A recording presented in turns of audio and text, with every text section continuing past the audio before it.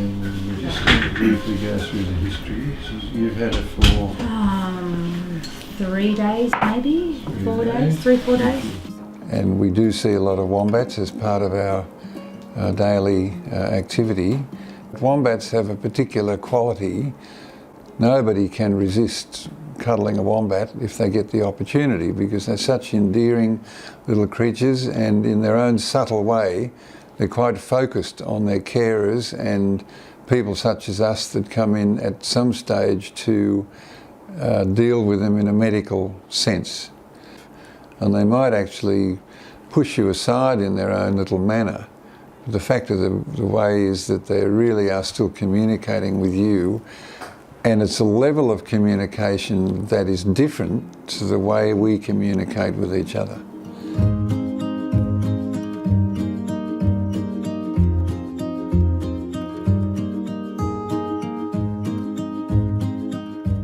Disease, trauma and habitat. I guess what we see here are the results of all of those things. Disease in the form of certain particular problems that occur in all species, but also in wombats, like toxoplasmosis is not uncommon.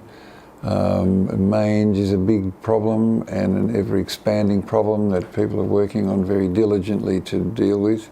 Those that occur after wombats have been orphaned, they get pneumonia and they get all the problems associated with exposure and the cold without having a mother to feed them and such.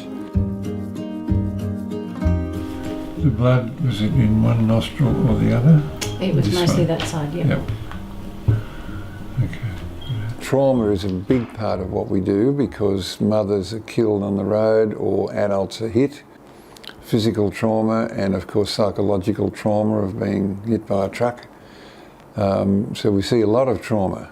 And habitat loss is another issue which we do see the result of that from time to time, because wombats who lose their habitat end up trying to find another place to go, and therefore they come to grief either by cruelty from people that don't understand them, or they get hit by cars on the road because they're looking for somewhere else to go, or they're run over by a bulldozer or some other terrible thing, and all they're trying to do is to maintain a place to live. So it may be, I cannot feel any major problem with the mandible, but she's obviously either got some swelling of the temporomandibular joint, which is why she can't close it, Right. and she's grinding her teeth like it's irritating her a bit. Given time, I would hope that this will just quietly resolve as she grows. If not, then we'll go back and look and do further things, give her a GA and so on. But at the moment, she's recovering from a fairly significant head injury. So I think she's doing well, and the fact that she's now somewhat better than she was 2 days ago. Less fits, the fits can be to do with the injury to the brain, but that can resolve fully.